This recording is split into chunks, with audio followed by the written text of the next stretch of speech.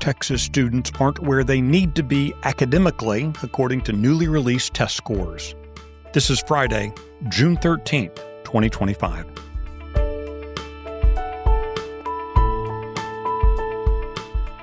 Texas Scorecard presents the day's first news for the Lone Star State.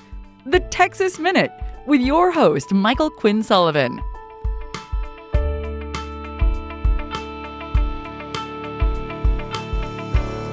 Hey, we've made it to the last day of the week. Thanks for spending part of your Friday with the Texas Minute. Tomorrow is the 250th birthday of the United States Army, and it's also Flag Day. So make a note to put out your flag and celebrate the good old stars and stripes. Let's get into today's news. A new candidate has entered the race to follow Ken Paxton as the Attorney General of Texas. Aaron Wrights announced his GOP campaign yesterday. He's a former deputy under Paxton and a recent Trump administration appointee. Wrights made his announcement a day after resigning as Assistant Attorney General for Legal Policy under Pam Bondi in the Department of Justice. He previously served as Chief of Staff to U.S. Senator Ted Cruz.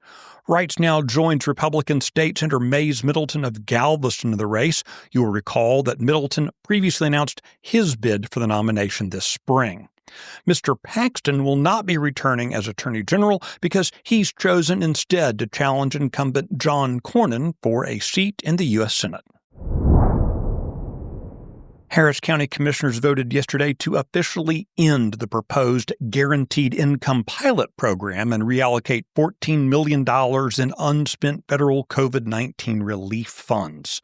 The program was designed to provide $500 per month to nearly 1,900 low-income residents using cash from the Federal American Rescue Plan Act. Attorney General Ken Paxton had led the charge against the proposal, filing a lawsuit asserting that direct cash payments violate the Texas Constitution's prohibition on local governments granting public funds to individuals. The Supreme Court of Texas ruled against the program, forcing the county to back down without ever distributing the cash.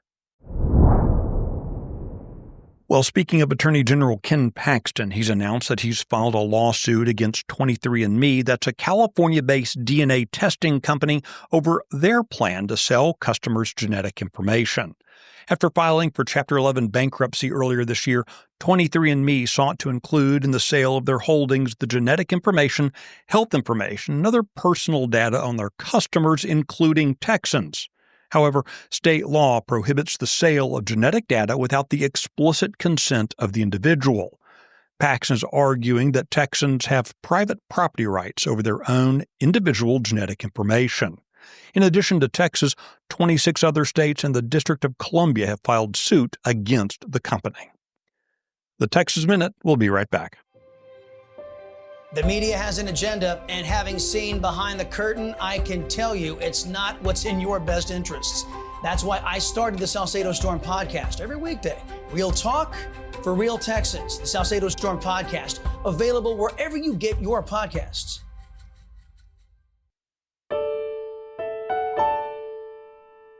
Newly released results of Texas high school students' end-of-course assessments for 2025 show, quote, "Too many students are still not where they need to be academically," according to the state agency that oversees public education.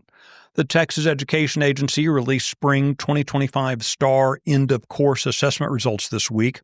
The test examines Algebra 1, Biology, English 1 and English 2, and U.S. History. Compared to 2024 results, the percentages of students who meet grade level in Algebra 1 and Biology increased slightly, while the percentages of students meeting grade level in English and History declined. Overall performance levels remain poor. Subject mastery ranged from a high of 37% for U.S. History to a low of just 8% for English 2.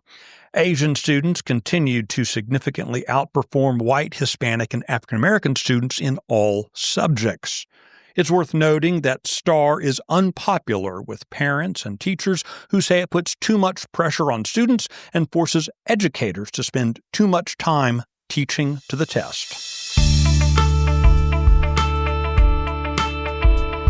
You can find the details of this story and the others mentioned today and keep up with the latest news by visiting TexasScorecard.com.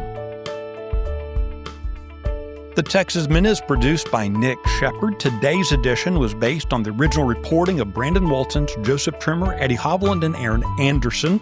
I look forward to seeing you out around the Lone Star State. Have a great weekend.